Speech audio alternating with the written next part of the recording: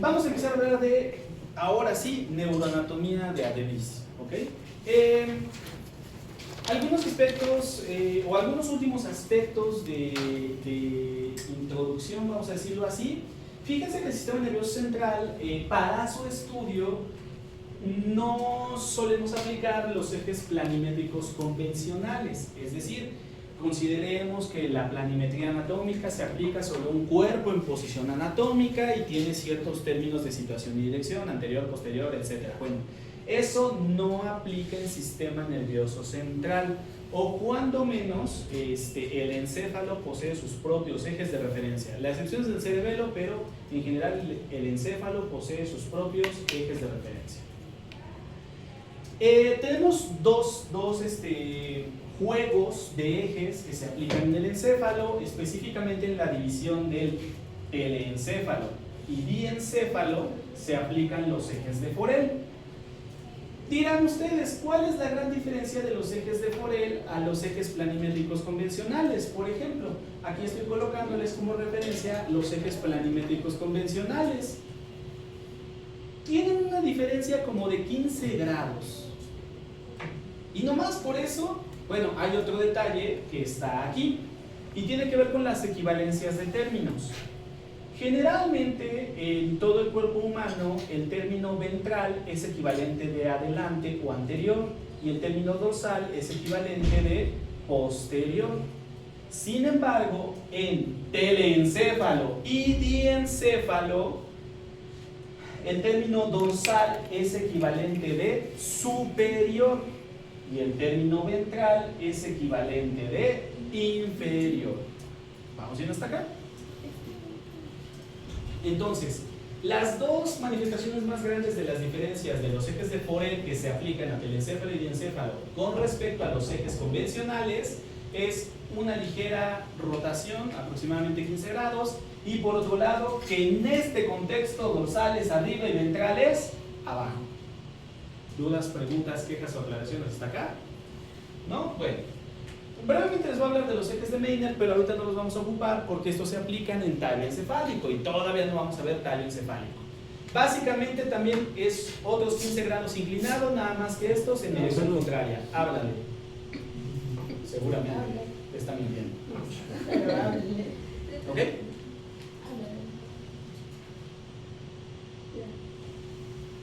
Vale. Entonces, por ejemplo, aquí podemos ver cómo esa P que es posterior o dorsal, más que nada dorsal, en telencéfalo se encuentra arriba, ¿sale? Se encuentra arriba, ¿sale? ¿Vamos bien hasta acá? Ok.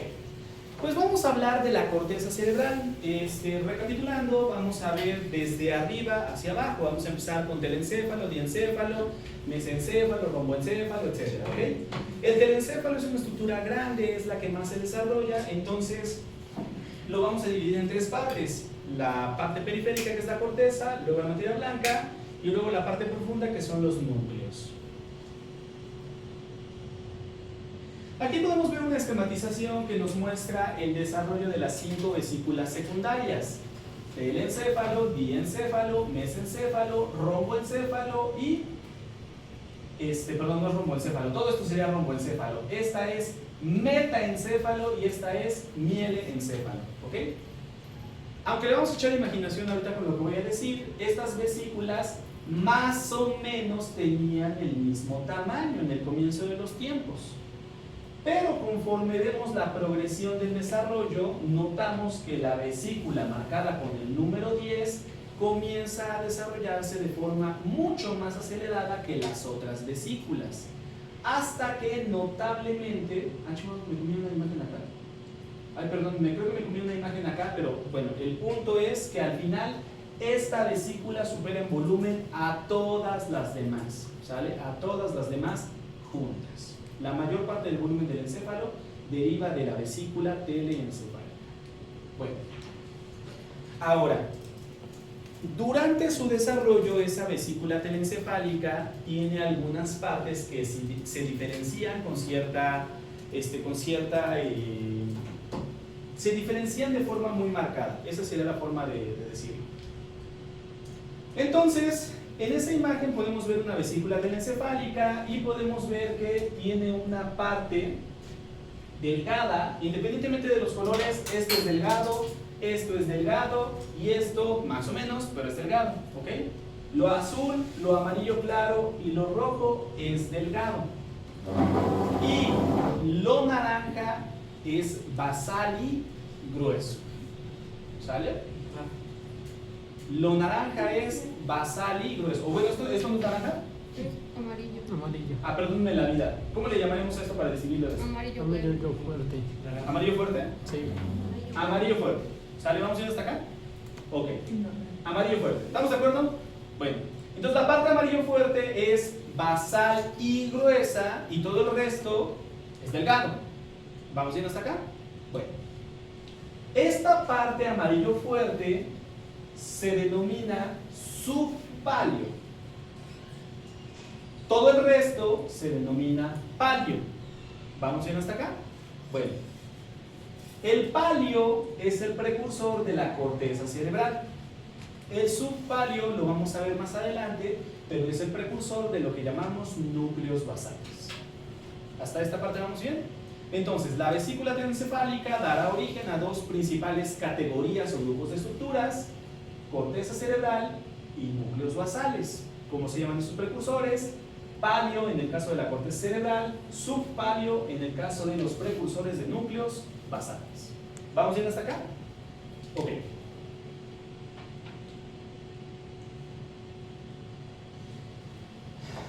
El telencéfalo tiene una forma semejante a una esfera o una pelota. Entonces, primero que nada, el telencéfalo tiene una forma semejante a una esfera o a una pelota. Y esta esfera o pelota tiene un gran surco que la corta a la mitad, ¿sale? Justo sobre el eje de simetría. Entonces, ese gran surco es conocido como fisura longitudinal.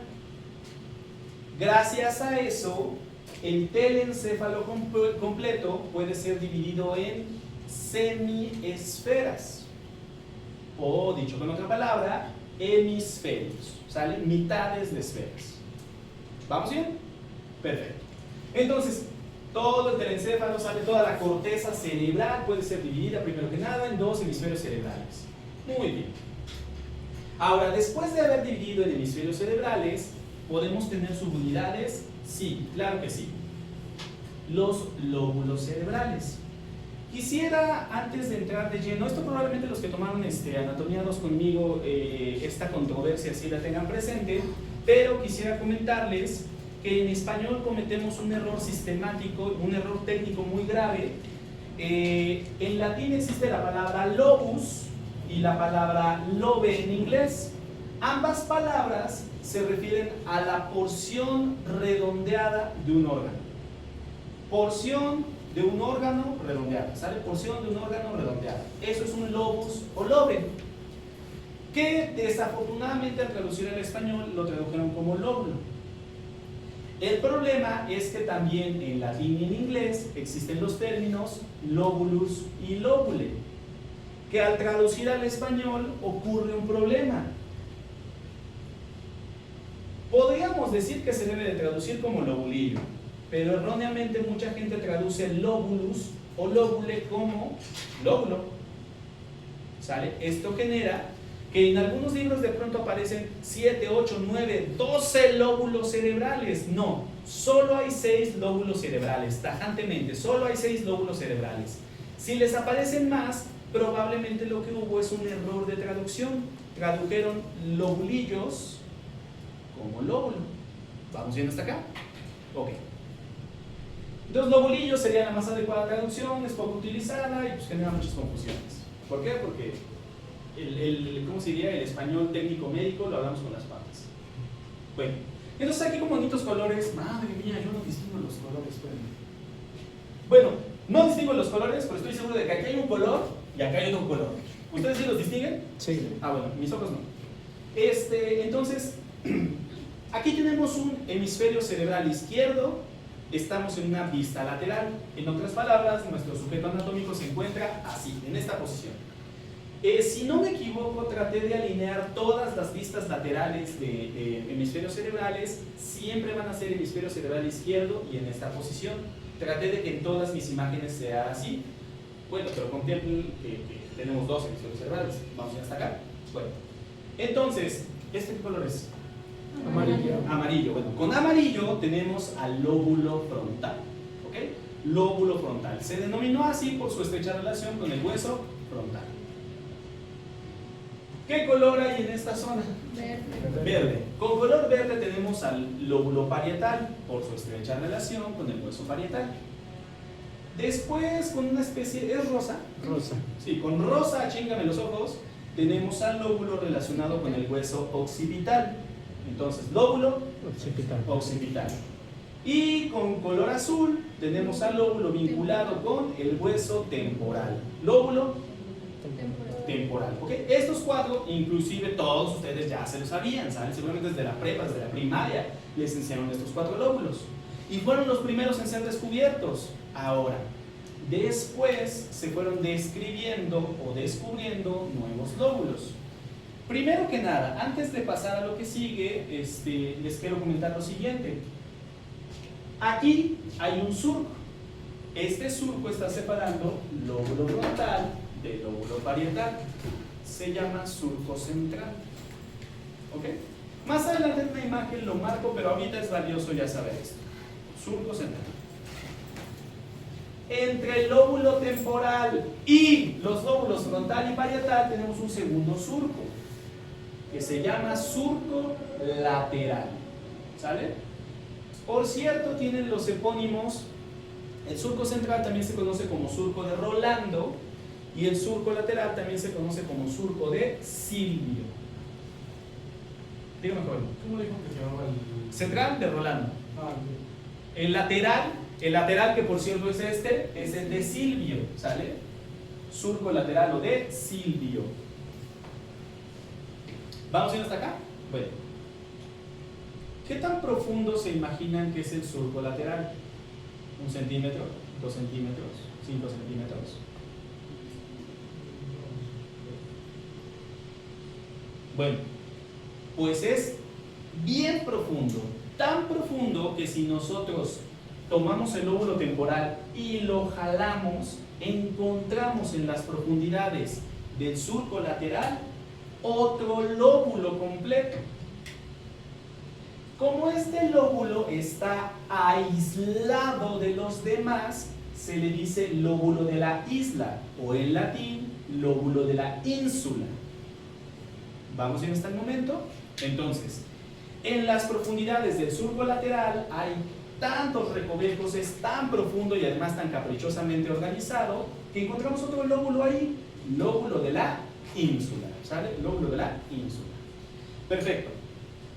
Ahora, hasta este instante hemos hablado de lóbulos que se observan desde la vista lateral. Lóbulos que se observan desde la vista lateral. Ahí no son malitos, sí cierren tantito las ventanas. Si quieren terminamos un poquito temprano la clase, pero es que ya el ruido me altera. Bueno, entonces, reitero, estamos hablando del lóbulo lateral. Perdón, estamos hablando de vista lateral, vista lateral, vista lateral, vista lateral. Ok. Por cierto, estos patrones de colores se van a repetir aquí. Nada más que importantísima aclaración. Importantísima aclaración. Este es el hemisferio cerebral derecho visto desde medial. En otras palabras, este es el otro hemisferio cerebral visto desde medial. Traté de alinear todas mis imágenes para que se vean así, pero les hago una aclaración. La verdad no sé por qué, pero los libros también tienden a mostrar así las cosas. No sé por qué siempre te muestran cara lateral con el hemisferio de un lado y cara medial con el hemisferio del otro lado. Quizás para que siempre esto sea el frente y esto siempre sea la parte posterior. Quizás es por eso, no lo sé. Pero también por eso coloqué las imágenes así. ¿Vamos a ir hasta acá? Bueno, repetimos patrones de colores. ¿Qué color me dijeron que era el lóbulo frontal? ¿Amarillo? Bueno, aquí pueden ver una amplia zona de color amarillo. Les juro que yo estoy adivinando los colores porque no lo distingo. Pero esa zona de color amarillo es lóbulo frontal. Aunque estemos en vista medial, sigue siendo lóbulo frontal. Acá hay una pequeña zona con color verde. Esto es lóbulo Parietal. parietal. Lóbulo, Occipital.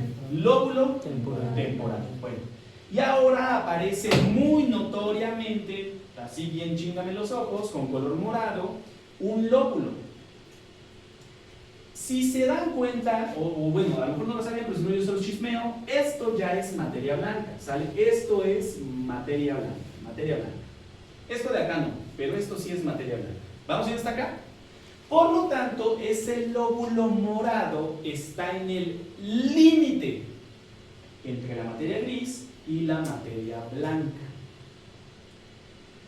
Ese de color morado es el lóbulo del límite. ¿Saben cómo se dice límite en latín? ¿Alguna vez han oído hablar de una obra que se llama La Divina Comedia de Dante? ¿Sí? ¿Y cómo se llama el primer círculo del infierno? ¿Círculo de Dante? ¿Círculo de Dante? El primer círculo del infierno es el limbo. ¿Por qué limbo significa límite? Y este lóbulo se llama lóbulo límbico. ¿Vamos a ir hasta acá? Luego entran a medicina, llevan una semana en medicina y ya están publicando. No, yo no te quiero con el corazón, te quiero con el lóbulo límbico, porque en el lóbulo límbico es donde proceso las emociones. Güey, no tienes ni idea de dónde está el cerebro y ya están publicando eso. Piensas que el corazón está aquí y ya. Déjame te palpo el hígado, ¿no? Bueno. Por lo tanto, si hacemos un conteo, ya completamos los 6 lóbulos cerebrales. ¿Sale? Solo hay 6. Si encuentran otro, es un lobulillo mal traducido. ¿De acuerdo? Bueno. Entonces, hasta este momento ya avanzamos en la división del cerebro. Primero en hemisferios, luego en lóbulos y vamos a hablar de segmentación específica. Nada más, quiero crear un último concepto antes de avanzar. Dime. El quinto lóbulo que nos enseñó nada más va a aparecer en el hemisferio. No, en los dos. Todos los 6 lóbulos aparecen en los 2 hemisferios. ¿Sale? ¿Está temblando? Usted se mareó. Usted. No, muy bien. No, se movía la. ¿Sí? La pantalla. Es que Eugenio está también. Bueno, ¿y aquí para dónde corre uno si tiene? ¿Por qué personas sensaciones de Creo que hay cuerdas aquí en la. Para que vayas bajando. ¿En serio? No. Bueno.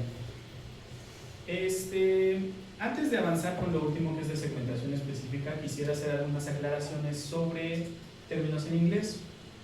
Si les dicen que traduzcan la palabra brain al español, a lo mejor la pronuncié mal, pero yo creo que todos entienden a qué me estoy refiriendo. Bueno, si les piden que traduzcan la palabra brain al español, ¿cómo la traducirán al español?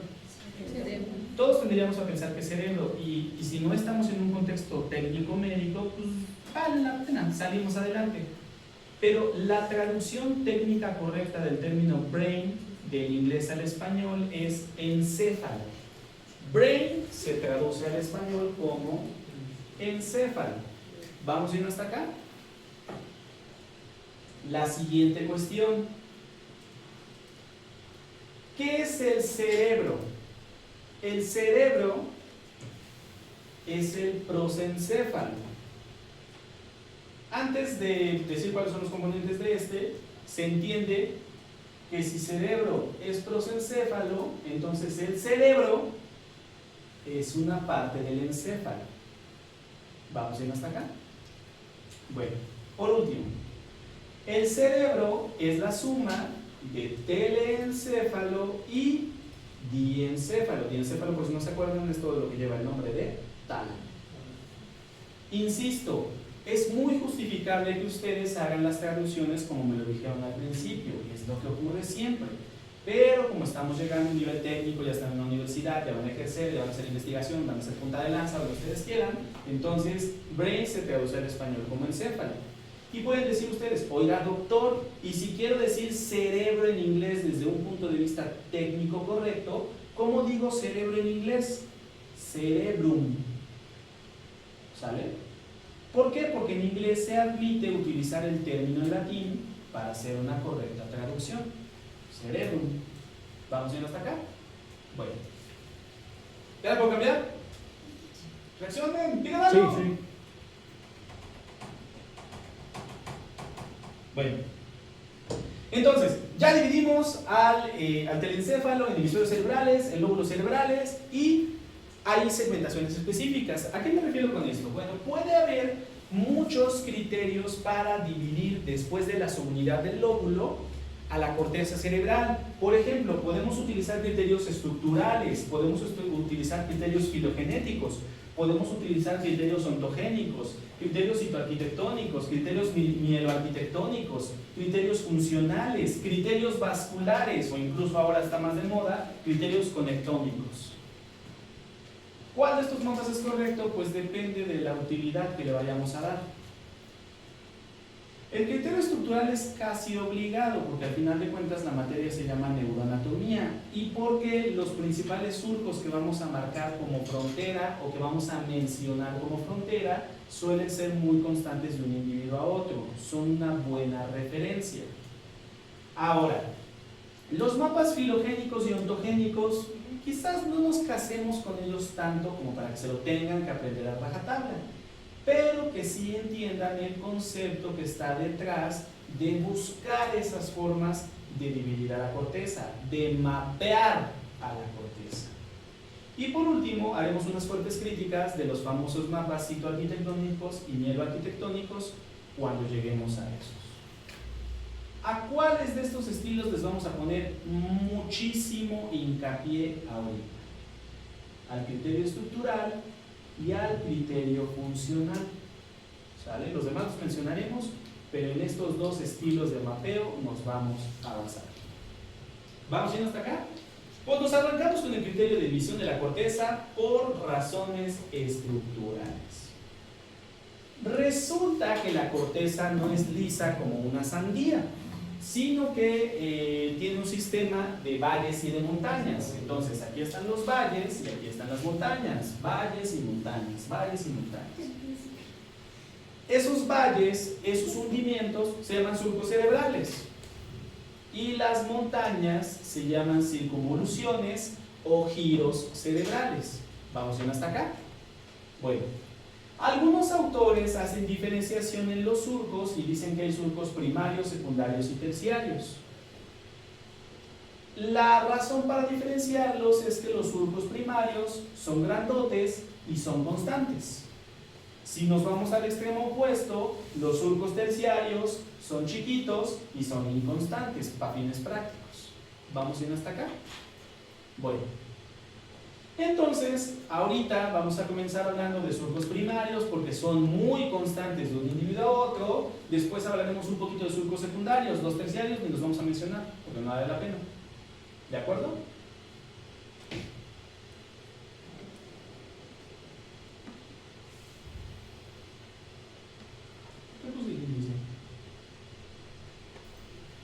Ya me acuerdo por qué se dice. Bueno, entonces aquí tenemos ya ahora sí la foto de un hemisferio cerebral izquierdo. Este hemisferio cerebral izquierdo son tercero D.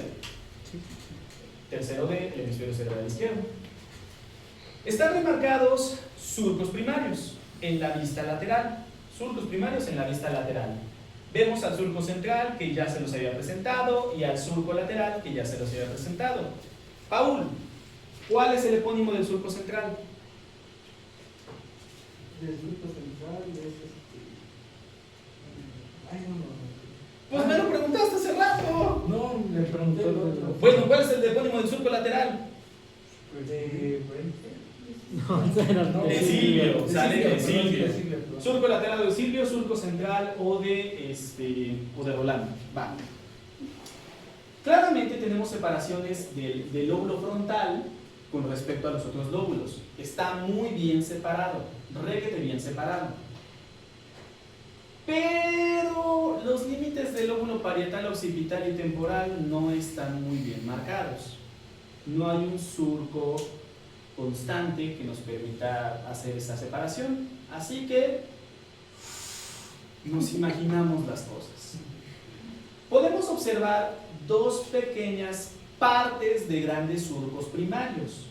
Por un lado, aquí arriba vemos un pedacito de un gran surco primario que se llama surco parieto-occipital, que ya nos está indicando barrera de qué es. Y aquí abajo observamos otro pequeño surco que se llama incisura preoccipital. ¿Vamos bien hasta acá? Bueno, pues entre la incisura preoccipital y el surco parieto-occipital trazamos una línea imaginaria. Ahora sí, imaginario, pero ya tenemos el límite entre el lóbulo occipital y los demás. ¿Vamos bien hasta acá? ¿Sí? Sí. Bueno. ¿Qué nos falta? Una clara separación entre lo que resta del lóbulo temporal y el lóbulo parietal. Bueno, del surco lateral, de la parte que quede más atrás, trazaremos otra línea imaginaria que llegue aproximadamente a la mitad de esta línea imaginaria. Y con eso ya tenemos a la separación final entre el lóbulo parietal y el lóbulo temporal. ¿Vamos bien hasta acá? Bueno. ¿Esos límites imaginarios son importantes? Pues, desde el punto de vista estructural, sí. Desde el punto de vista funcional, no. ¿Va? Histológicamente se ven igual. Histológicamente se ven igual. No.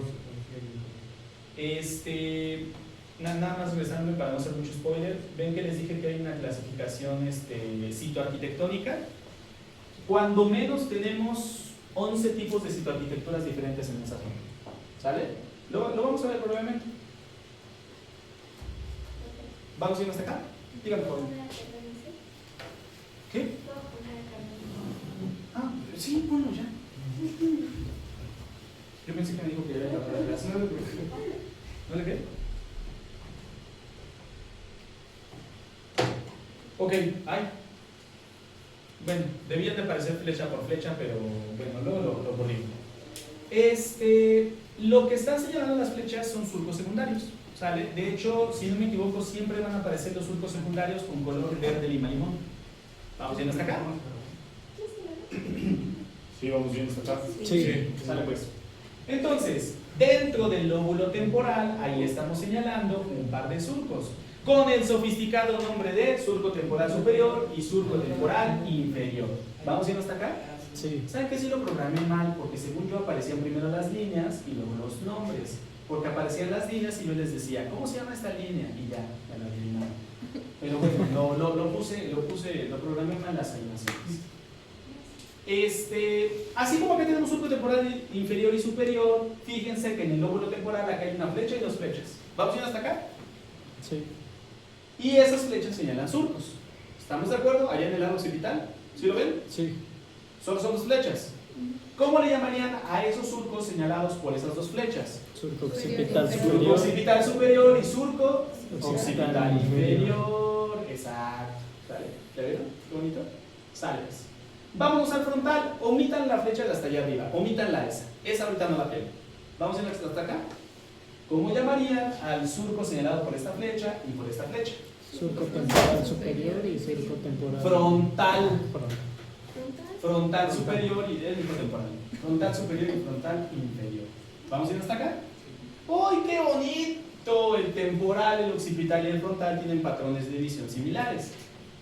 Noten que en el frontal las líneas no coinciden.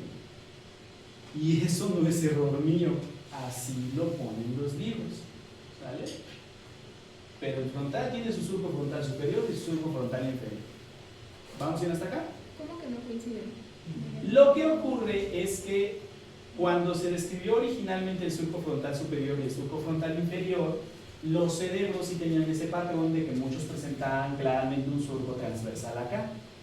Pero cuando extendieron el número de cerebros de la muestra se dieron cuenta de que no era así, pero ya lo habían puesto en los libros. Entonces, por eso literalmente estoy poniendo una línea inventada encima del cerebro, más o menos donde debería de estar, el surco frontal superior y el inferior. ¿Vamos bien hasta acá? Pero ¿cuál es la obligación de que tengan que describirse esos surcos si, por ejemplo, no son constantes? Te entiendo en la idea, pero la cuestión, ahorita vamos a ver que hay un sistema para subdividir el lóbulo frontal y que es más fácil partiendo de la premisa de que sea lo más constante. ¿Vamos bien hasta acá? De hecho, incluso acá en el occipital no solo me pasa en el frontal. Ahorita sí, en este cerebro sí se ven los surcos del occipital, pero literalmente en los libros te dice, el lóbulo occipital tiene tanta variedad de surcos que ni siquiera vale la pena mencionarlo. Pero yo lo voy a poner porque nos va a llevar a un sistema que lo hace mucho más fácil de aprender. Vamos bien hasta acá. Ahorita lo van a ver, está bonito. Perdón. Este es el surco central. Un surco que queda adelante del surco central, ¿cómo le llamarían? Surco presentral. Perfecto. Sale, vamos bien hasta acá. Ahora, nomás déjenme spoiler porque ya no puedo pensar que aparece. Ya. El lóbulo parietal, fíjense que realmente solo tiene un surco transversal, que se llama surco intraparietal. En este sentido es la puerca que torce el rabo. En vez de tener dos surcos transversos, tiene nomás uno. ¿Vamos bien hasta acá? ¿Vamos bien hasta acá? Sí. Y por último, ¿ven la flecha que está ahí huerfanita? ¿Sale? ¿Siguen la que está arriba? Bueno. Esa flecha señala un surco que está detrás del surco central. ¿Cómo se llama? Poscentral, exactamente. Surco poscentral. ¿Sale? ¿Vamos yendo hasta acá? Es que yo sí me emocionado. ¿Sale? ¿Vamos yendo hasta acá? Bueno, con esto completamos los surcos secundarios que tenemos en la vista lateral. Pero el punto no solo es ver a los surcos secundarios, el punto es saber que gracias a esos surcos secundarios reconocemos subunidades de los lóbulos. Vamos a empezar con el lóbulo temporal porque va a ser muy fácil. Miren,